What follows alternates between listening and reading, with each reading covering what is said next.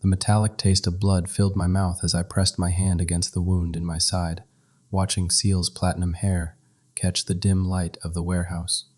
He was supposed to be at home, safe behind the reinforced doors of the Blackwell estate. Instead, he stood before me, my contract husband of 6 months, with a gun trembling in his delicate hands, pointed at the man who had just shot me. "Step away from him," Seal's voice shook, but his violet eyes burned with a fierce determination I'd never seen before. "Or the next bullet goes through your skull." The assassin laughed, a wet, gurgling sound. He didn't believe this beautiful Omega could pull the trigger. Neither did I. Until he did. The shot rang out, impossibly loud in the enclosed space. The assassin crumpled. Seal dropped the gun like it had burned him, his face pale as moonlight, and ran to me. His hands fluttered over my wound, desperate and unpracticed. "You fool," he whispered, and I couldn't tell if he meant me or himself. "You absolute fool. Why didn't you dodge? Why did you just stand there?" "I was surprised," I managed, tasting copper. "Didn't expect my contract husband to play hero." "Shut up. Save your strength." His fingers pressed against the wound, trying to stem the bleeding. They came away crimson. "God, there is so much blood. Lucian, stay with me. Stay awake." That was 3 hours ago. Now I lay in my private doctor's operating room, watching Seal pace outside through the observation window. He'd refused to leave, refused to change out of his blood-stained silk shirt. My blood. His platinum hair was disheveled, falling loose from its usual perfect arrangement. He looked like a vengeful angel, beautiful and terrible. I shouldn't care. This was a business arrangement. 2 years and we'd part ways, our family's debt settled, our obligations fulfilled. That was the agreement. So why did my chest tighten when I thought about those 2 years ending? The doctor finished stitching me up and cleared me to rest. Seal burst through the door before the man had even left. "You're awake." He stopped at the foot of the bed, gripping the metal frame. "Good, because we need to talk about how monumentally stupid you were tonight." I raised an eyebrow, ignoring the pull of the stitches. "I was stupid. You're the one who followed me to a meeting with the Volkov family." "Because I knew it was a trap." His voice rose, color flooding back into his pale cheeks. "I spent 3 days analyzing the intelligence reports you left in the study. The meeting location, the timing, the personnel involved. It all pointed to an ambush. But you went anyway without backup, without—" His voice cracked. "Without telling me." I stared at him. "You can read intelligence reports. I can read 5 languages and analyze tactical situations better than half your so-called advisors." He crossed his arms, defensive. "My family didn't send me to finishing school, Lucian. They sent me to intelligence academies across Europe. I wasn't just their heir, I was their information broker." This changed things. Everything I thought I knew about Seal Fontaine, the decorative Omega bride my family had purchased for respectability, shattered like fine crystal. "Why didn't you tell me?" I asked. "Why would I?" He looked away. "You made it clear on our wedding night that we were strangers sharing a house. You sleep in the study, I sleep in the master bedroom. We attend functions together and maintain the illusion of a happy marriage. Those were your terms." "They were, so I kept my secrets, and you kept yours." His fingers tightened on the bed frame. "But tonight, when I realized you were walking into an execution, I couldn't."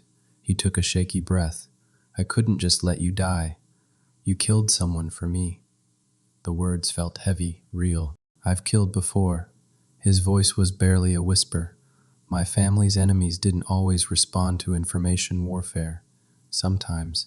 He met my eyes, and I saw the weight of old violence in those violet depths. "Sometimes I had to protect my siblings more directly. I'd married a trained killer disguised as a porcelain doll. The irony would have been amusing if my chest didn't ache with something more complicated than bullet wounds." "Come here," I said. He hesitated, then moved to the side of the bed.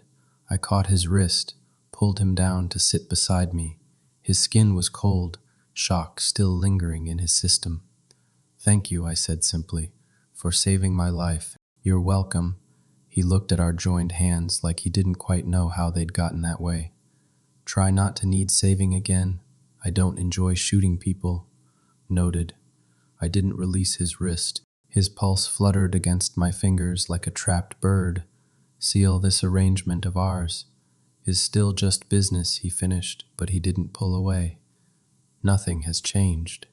Everything had changed. I just didn't know how to tell him that yet. The next morning, I woke to find Seal asleep in the chair beside my bed, his platinum hair spilling over the armrest. He'd stayed the entire night. I watched him sleep, studying the delicate features I'd tried so hard to ignore for 6 months. The sweep of silver eyelashes against porcelain skin, the vulnerable curve of his mouth, the faint shadows under his eyes that spoke of nightmares he'd never shared. My phone buzzed. A message from my father. The Volkov family is demanding retribution for their dead operative. We need to respond with force. But looking at Seal's sleeping face, I found myself thinking about different kinds of strength. The kind that analyzed intelligence reports in secret. The kind that walked into danger for someone who'd promised them nothing but a business arrangement. The kind that might possibly be worth keeping. I was still contemplating this when Seal stirred, his eyes opening to reveal that startling violet. He sat up quickly, embarrassed to be caught sleeping beside me. I should go, he said. You need rest. Stay. The word came out before I could stop it. I mean, we should discuss the Volkov situation. Your intelligence analysis might be useful. A flicker of surprise crossed his face, followed by something that might have been pleasure. You want my help. You clearly know more about reading tactical situations than I gave you credit for. I shifted, making room on the bed. Show me what you saw in those reports. For the next hour, Seal dissected the Volkov family's power structure with surgical precision, identifying weaknesses I'd overlooked, connections I'd missed. He was brilliant, his mind working through layers of information with an ease that spoke of years of training. Here, he pointed to a name on his hastily drawn chart. Viktor Volkov's youngest brother. He has been embezzling from the family accounts and hiding it through a series of shell companies. If we expose him, the family tears itself apart from within, I finished. Sial, this is exceptional work. He flushed, the color making him look younger. It is nothing, just basic analysis. It is not nothing. I caught his hand again, that same gesture from last night that felt both foreign and natural. Why did you hide this? Your skills could have been valuable to both our families. Because the moment people know an Omega is useful, they stop seeing them as a person. His voice hardened. They see a tool, an asset, something to be used and discarded. I learned that from my own family. Is that what you think I see? He met my gaze steadily. Isn't it? You bought me, Lucian. My family's debts in exchange for their noble name to legitimize your criminal empire. I'm a transaction, a very expensive piece of paperwork in a designer suit. The words stung because they were true. That was exactly what I'd thought when my father first proposed the arrangement. The Fontaine family had the pedigree we needed, and we had the money they desperately required. Seal was simply the vehicle for that exchange. But that was before I'd seen him covered in my blood, gun in hand, eyes blazing with protective fury. You're right, I admitted. That is what I thought, but I was wrong. Lucian, let me finish. I tightened my grip on his hand. I've spent 6 months trying not to see you, trying to maintain distance because that is what the agreement required. But last night, when you put yourself between me and that bullet, something broke. Or maybe it finally fell into place. I don't know, but I can't unsee you now, Seal. I can't go back to pretending you're just a contract. He pulled his hand away, standing abruptly. Don't do this. Do what? Confuse gratitude for something else. He wrapped his arms around himself, a defensive gesture. You're grateful I saved your life. That is natural. But in a few days when the adrenaline fades, you'll remember that I'm just the Omega your family purchased, the business arrangement that comes with an expiration date. And if I don't want that expiration date... His laugh was bitter. You say that now, but I've seen how your world works, Lucian. Alphas, like you don't keep omegas like me. You marry us for convenience, breed us for heirs, then move on to the next transaction. My own father did it to my mother. I won't be her. I'm not your father. No, you're worse. His voice shook. Because at least my father never pretended to care. He was honest about what my mother was to him, a womb and a pedigree. You're making this complicated, and I can't. He moved toward the door. I can't let myself hope for something that isn't real. I won't survive it when you change your mind. He left before I could respond, the door closing with a soft click that felt like a verdict. I stared at the ceiling, feeling the ache in my side from the bullet wound and a different kind of ache in my chest. Seal was right to be cautious. I'd built my reputation on ruthlessness, on treating everything and everyone as pieces on a chessboard. Emotions were weaknesses I couldn't afford, but somewhere between our sterile wedding vows and waking up to find him sleeping in a chair beside my bed, the rules had changed. I just had to convince him of that. The next 3 weeks were a study in careful distance. Seal returned to his role as the perfect contract husband, attending functions on my arm, smiling for cameras, playing the devoted spouse for our family's benefit. But in private, he maintained walls of ice. I let him have his space, while I worked to dismantle the Volkov family using his intelligence. Every move I made, every calculation, bore the mark of his analysis. It was devastatingly effective. Within 2 weeks, the Volkov brothers were at each other's throats, their empire crumbling from internal strife. My father was impressed. I don't know what changed, but your strategic thinking has improved significantly. I didn't tell him the truth, that every victory was built on my Omega husband's brilliant mind. But CL knew. I made sure he knew, leaving reports on his desk detailing exactly how I'd used his analysis, what outcomes it had achieved. I never claimed the credit as my own, at least not to him. It was a private acknowledgement. I see you, I value you, you matter. He never responded, but I noticed the reports disappeared from his desk, presumably read and filed away in whatever mental catalog he maintained. Then came the charity gala, one of those glittering affairs where criminal families mingled with legitimate business under the guise of philanthropy. Seal wore midnight blue, his platinum hair swept up to reveal the elegant line of his neck. He looked like something from a Renaissance painting, too beautiful to be real. I hated every alpha who looked at him, hated the way they circled, drawn by the combination of beauty and the knowledge that our marriage was temporary. Everyone knew the terms of our arrangement. In 18 months, Seal would be free again, and every predatory alpha in the room was calculating their chances. Your husband is exquisite, Dmitry Kozlov, head of a rival family, said smoothly. Such a shame about the time limit on your arrangement. If I were in your position, I'd be working very hard to convince him to stay. I smiled, the expression not reaching my eyes. If you were in my position, you'd be dead, because I don't share my things, Dmitry, temporary or not. He laughed, but he moved away. Smart man. I found Seal on the balcony, escaping the crowd. The autumn air was cold enough to see his breath, but he didn't seem to notice. He was staring out at the city lights, lost in thought. You'll freeze out here, I said, draping my jacket over his shoulders. He startled, then relaxed when he recognized me. I needed air. Too many alphas in there circling like sharks. I noticed. I leaned against the railing beside him. Dmitry Kozlov seemed particularly interested. Dmitry Kozlov is an idiot if he thinks I'd trade one gilded cage for another. Seal pulled my jacket tighter around himself. At least you were honest about what this was from the beginning. He'd probably pretend to love me first. Would that be so terrible? Someone pretending to love you?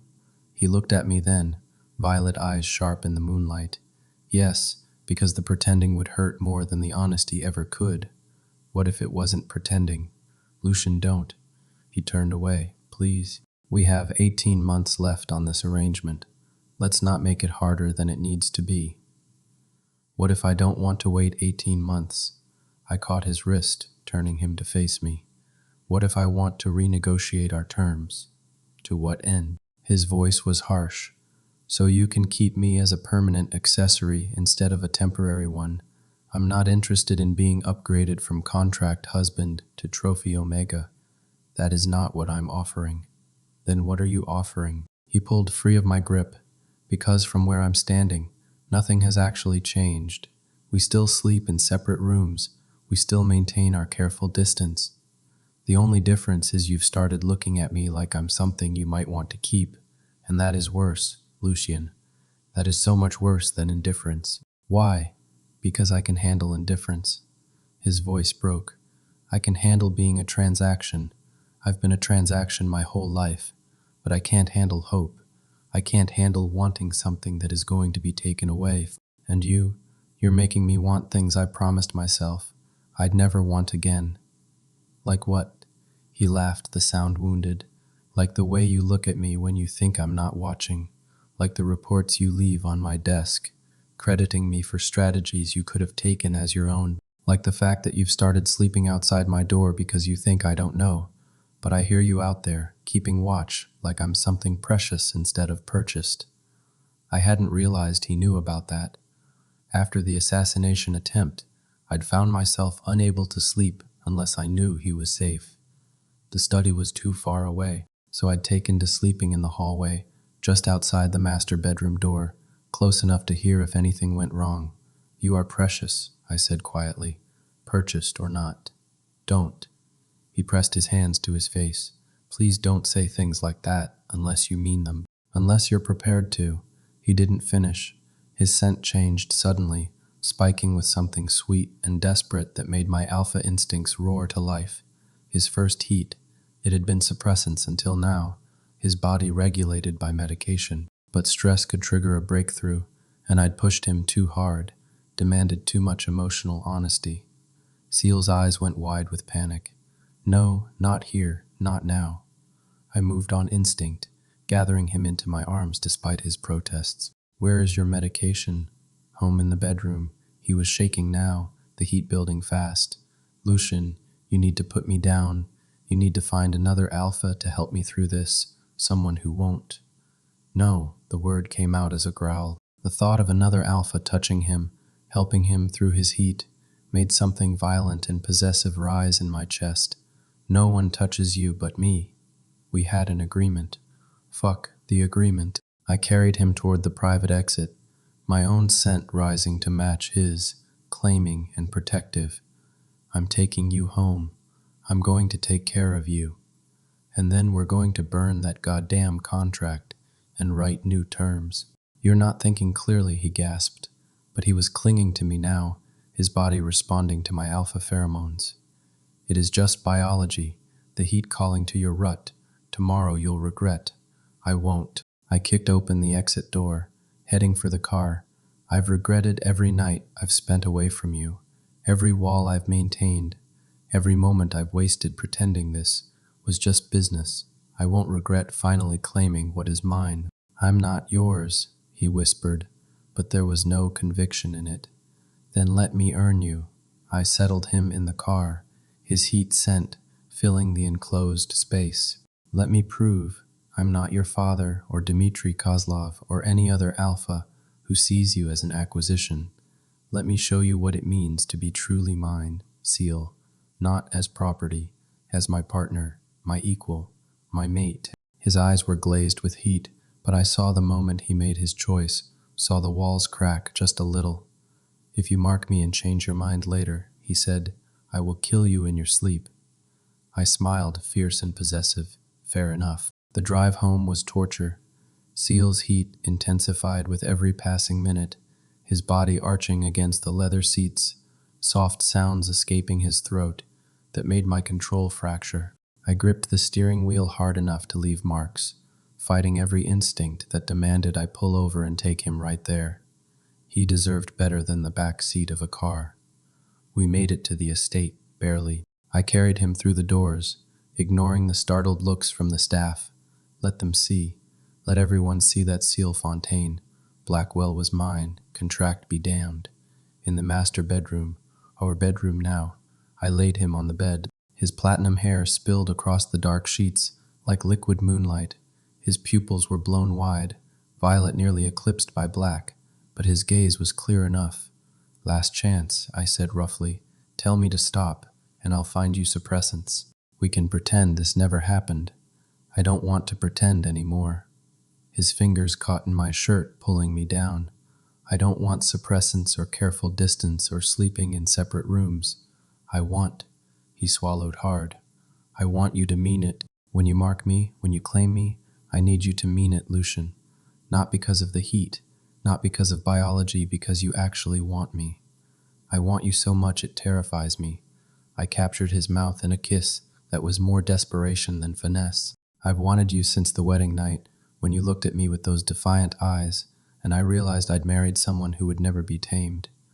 I want your brilliant mind, and your terrible courage, and the way you sleep in chairs, because you're too stubborn to admit you care. I want every part of you, Seal, the parts you show the world, and the parts you hide, the contract heir and the intelligence operative, and the man who kills to protect the people he loves. Then take me." His hands were in my hair now, pulling me closer. "Make me yours, really yours." The heat took us both then, biology and emotion tangling until I couldn't separate them. I mapped every inch of his skin with my mouth, learned every sound he made, every place that made him gasp and arch and plead. He was responsive and demanding, giving as good as he got, his nails leaving marks down my back that would scar. When I finally pushed inside him, he cried out, not in pain, but in relief, in completion, like two pieces finally fitting together. We moved in desperate synchronization, the heat driving us but not controlling us. Every thrust, every kiss, every whispered word was a choice. A claiming, yes, but a mutual one. "Mark me," he demanded, tilting his head to expose the vulnerable curve of his neck. "I want everyone to know I'm yours. I want to carry your scent. I want—" His words dissolved into a moan as I bit down, right where neck met shoulder, my alpha teeth breaking skin. The bond snapped into place like a live wire, shocking in its intensity. I could feel him, his pleasure, his fear, his desperate hope that this was real.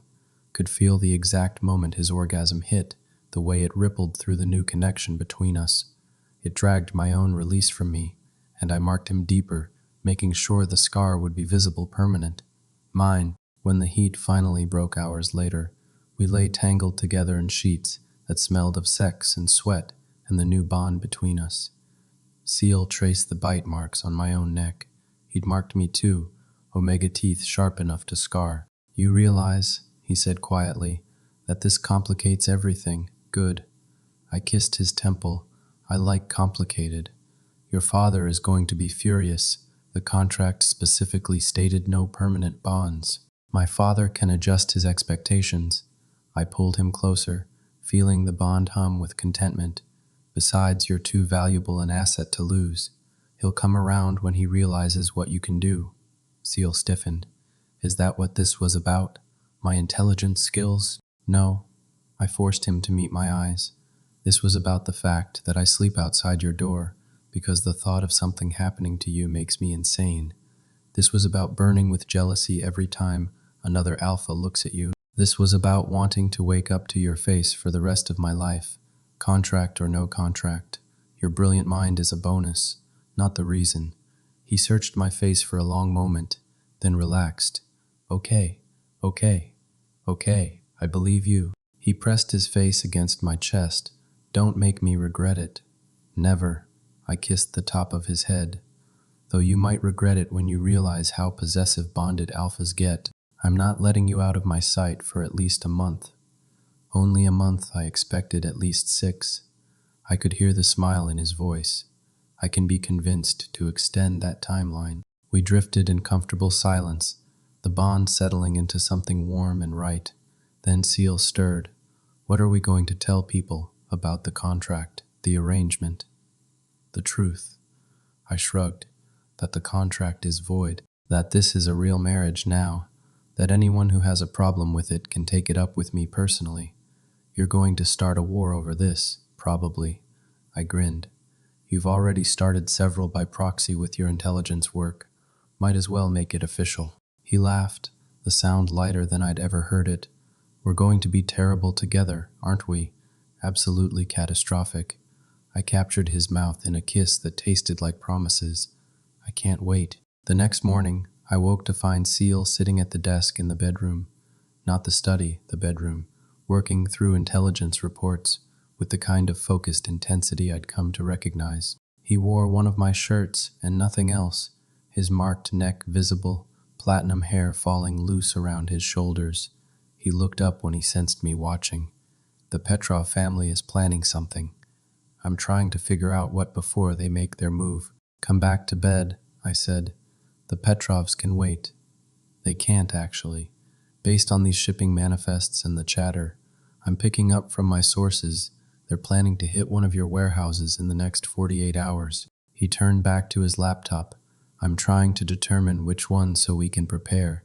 I got up, moving to stand behind him, reading over his shoulder. He was right. The patterns were there, subtle but clear.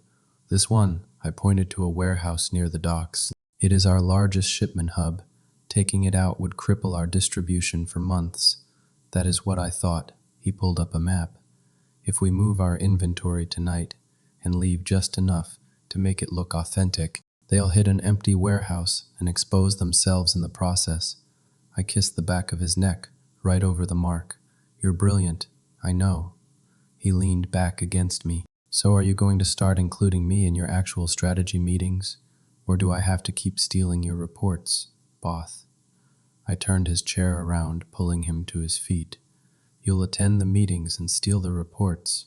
I like having all my bases covered. He smiled, and it transformed his face from beautiful to devastating. Is this what being properly married to you is going to be like? Strategic planning as foreplay?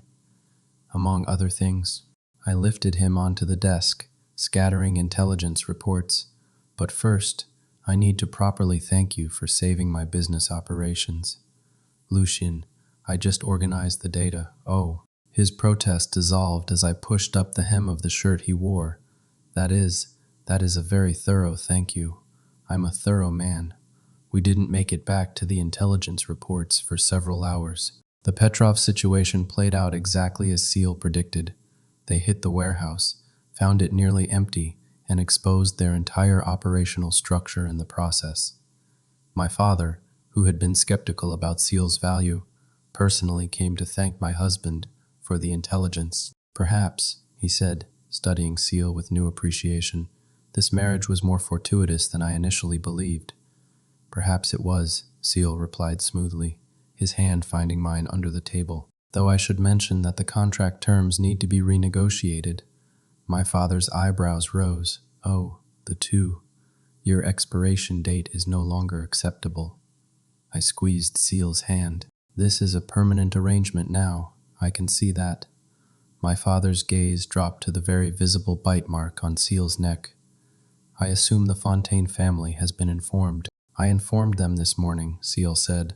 My father was surprised, but ultimately relieved that his debts are now permanently cleared, rather than temporarily deferred. And the rest of your family. Seal's expression went carefully neutral. My siblings are happy for me. My mother is deceased. My father's opinion is irrelevant as long as the financial arrangements remain intact. I wanted to hunt down everyone who had made Seal learn to speak about family in such clinical terms, but this wasn't the time. Later, in private, I'd get the full story. For now, I just held his hand tighter. Very well, my father stood. Welcome to the family properly, Seal. I expect we'll be seeing much more of your talents in our operations going forward. After he left, Seal exhaled slowly. That went better than expected. What did you expect? Honestly, I thought he might try to void the bond somehow, or kill me for breaking the contract. He shrugged. Instead, he is putting me to work. I can work with that. He wouldn't dare try to void our bond. I pulled him into my lap. I'd burn down his entire empire first. Such romantic declarations. But he was smiling, that soft secret smile I was starting to collect like treasures. You really are terrible at this, you know. At what? At being the cold, ruthless alpha you're supposed to be. He traced the mark on my neck, his Omega claim. You sleep outside my door. You leave me credit for strategies in private, while taking the blame in public. You threaten to burn down empires for me. You're actually a complete softy. Only for you. I caught his wandering hand, pressed a kiss to his palm. Everyone else gets the cold, ruthless alpha. You get everything else. His eyes went bright, suspiciously shiny. That is not fair. You can't just say things like that. Why not? It is true.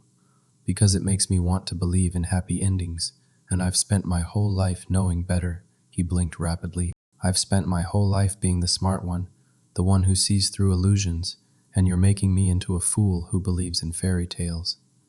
Not a fool. I wiped away the single tear that escaped. Just someone who is finally safe enough to hope. I'm going to spend the rest of our lives making sure you never regret that hope, Seal. That is a promise. Promises are easy to make. Then let me show you instead. I stood, carrying him toward the bedroom. Let me prove it every day until you believe it. How long do you think that will take? He asked, arms around my neck. I don't know. I kissed him, deep and claiming. Maybe forever, maybe longer, but I've got time. We've got time now. No more countdown to an expiration date. Just us. For as long as we both shall live. That is terrifyingly romantic, he whispered against my mouth. Get used to it. I'm just getting started. The next 6 months were a revelation. Seal integrated into my R operations seamlessly, his intelligence network proving invaluable. But more than that, he became my partner in every sense.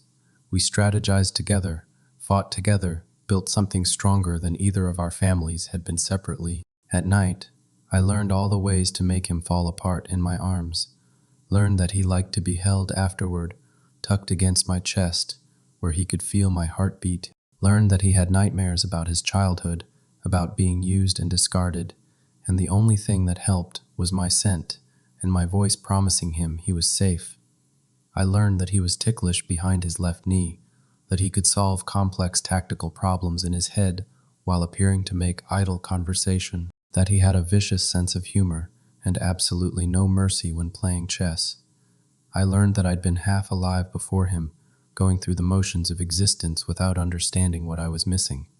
But not everything was easy. The underworld didn't appreciate change, and our genuine partnership challenged the traditional power dynamics. There were whispers that I'd been weakened by my Omega, that sentiment was making me soft. The whispers died when Seal personally negotiated a treaty with 3 rival families, playing them against each other so skillfully that they ended up in our debt without quite realizing how it had happened. After that, people stopped underestimating the Omega with the platinum hair and violet eyes. Then came the Kozlov incident. I was in a meeting when one of my men burst in, face pale. Sir, there has been a situation. Dmitri Kozlov's men grabbed Seal from the gallery opening. They have him. Everything in me went very, very still. Through the bond I could feel Seal, alive, terrified, but fighting it, trying to stay calm. They hadn't hurt him yet, but the fear was there, sharp and cold. How long ago? My voice didn't sound like my own. 20 minutes. We're still trying to locate. I know where he is. I was already moving, grabbing weapons, my alpha instinct screaming. Through the bond I could sense direction, distance, Kozlov's estate, the basement levels. Get everyone. I want that building surrounded in 10 minutes. Sir, if we assault a family head's home, it will start a war. There is already a war. I checked my gun, feeling ice and fury flood my veins. Kozlov just doesn't know he is already lost. The estate was fortified, but I didn't care about subtlety anymore. We hit it like a hammer, overwhelming security through sheer violence. I left bodies in my wake, following the bond that pulled me toward Seal like a compass needle to north. I found him in a reinforced cell, wrists bound, surrounded by 3 of Kozlov's men. His face was bruised, shirt torn, but his eyes were still defiant. He'd been fighting. Lucian. Dmitri Kozlov stepped from the shadows, gun pointed casually at Seal's head. I was wondering when you'd arrive. We need to discuss your Omega's interference in my business operations. Remove the gun from his head. I said quietly, and I'll kill you quickly. Kozlov laughed. You're in no position to make threats. I have your weakness right here, marked and bound. Beautiful work on the bond, by the way. It makes this so much more devastating for you. Did you know that severing a bond by killing one half of it drives the other half insane? I'm curious to test that theory. Through the bond, I felt Seal's spike of fear, not for himself, but for me. He was worried about what I'd do, how far I'd go. He should have known. There was no limit. You made a mistake, I said, still in that quiet voice. You thought my bond to Seal was a weakness. You thought it made me soft, vulnerable. You were wrong. It made me absolutely ruthless, because there is nothing I won't destroy to keep him safe. I moved, 3 shots, precisely placed. Kozlov's men dropped. Kozlov himself tried to fire, but Seal, hands still bound, threw himself sideways, spoiling the shot. I was on Kozlov before he could recover, my knife finding his throat. Please, he gasped. It was just business, just leverage. He is not leverage. I pressed the blade deeper, watching blood well. He is my mate, my partner, my everything, and you put your hands on him. I didn't make it quick after all. When it was done, I cut Seal's bonds, pulled him against me. He was shaking, adrenaline and shock finally hitting. I'm okay, he said, but his voice wavered. I'm okay, I knew you'd come. I just had to stay alive until. I'm sorry. I held him tighter, feeling my own hands shake. I'm sorry I let this happen. I should have anticipated. You can't anticipate everything. He pulled back to look at me, cupping my face with bloody hands. Even with both our combined intelligence networks, we can't predict every threat. But you came for me. You always come for me. Always. I kissed him, tasting copper and fear and relief. I will always come for you. That is what the bond means. That is what being mine means. You are never alone, Seal, never unprotected. I will burn the world down before I let anyone take you from me. I know. He pressed his forehead to mine. I know. I can feel it through the bond. Your rage, your fear, your love. I feel all of it, and it is terrifying and wonderful, and I've never felt safer in my entire life. I carried him out of the estate, past the bodies of everyone who had thought to use him against me. My men had secured the perimeter. They stepped aside as I passed, recognition in their eyes. This wasn't the cold, strategic leader they knew.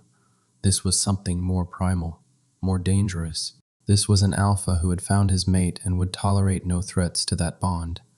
Word spread quickly. Within 24 hours, every family in our world knew what had happened to Dmitry Kozlov, knew what happened to anyone who touched Seal Fontaine, Blackwell. The whispers about me being weakened by my Omega stopped immediately.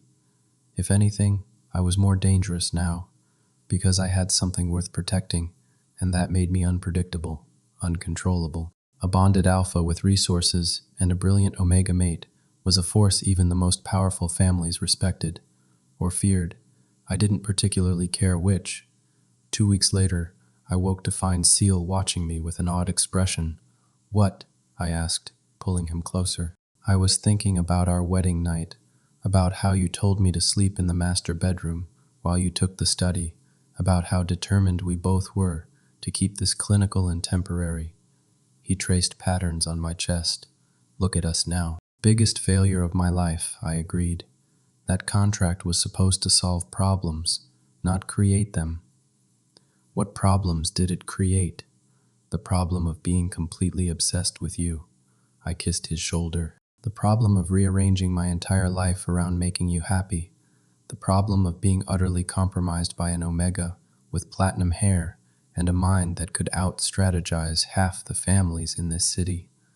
Such terrible problems. His smile was soft, genuine. However will you cope? I'll manage. I rolled him beneath me, settling between his thighs, though I may need help dealing with them. Long-term help. Permanent help.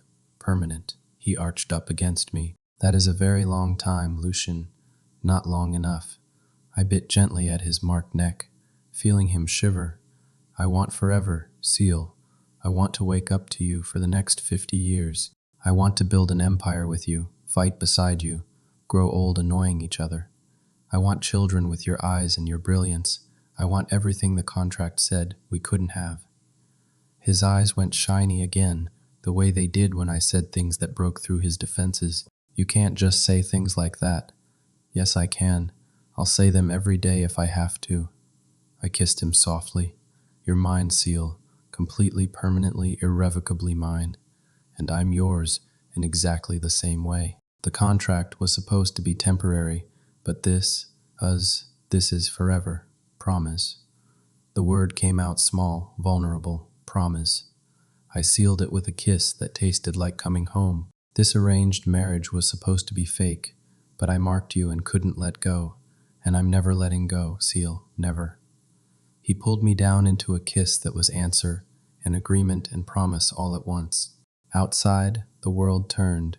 Families rose and fell, threats emerged and were neutralized. But here, in our bed, in our life, in this bond we'd chosen to make real, here we were untouchable. 2 years came and went, the original contract expiration passing without acknowledgement. We were too busy building our empire, too focused on the life we were creating together. Seal's intelligence network expanded, my business operations grew, and together we became a force that reshaped the underworld's power structure. My father retired, passing control to me with the quiet satisfaction of knowing the Blackwell name was secured for another generation. Seal's family debts were long paid, but the alliance between our families remained strong. On what would have been our divorce date, according to the original contract, I found Seal burning the document in the fireplace. "Destroying evidence," I asked, wrapping my arms around him from behind. "Destroying a lie." He leaned back against me, watching the paper curl and blacken. "That contract said this marriage was temporary, that we'd maintain distance, that we'd part as strangers in 2 years. Every word was a lie." "The best lie I ever told," I agreed, "right up until we made it true." He turned in my arms, violet eyes bright in the firelight. "I love you, you know. I don't think I've said it out loud yet, but I love you desperately, completely, the forever kind of love that would have terrified me 2 years ago." "I love you too," I kissed him, deep and claiming. "The kind of love that makes me understand why alphas go insane when they lose their mates. The kind of love that would burn the world down. The kind of love that is absolutely not suitable for a business arrangement. Good thing this stopped being a business arrangement the moment you marked me and couldn't let go." He smiled against my mouth. "Because I'm not going anywhere, Lucian Blackwell. You're stuck with me. Promise, promise." I carried him to bed, our bed, in our house, with our future stretching out before us like an unwritten story. The contract had been a beginning, but this love we'd built from convenience and attraction and shared danger, this was forever. And I'd never been more grateful for a deal that fell apart.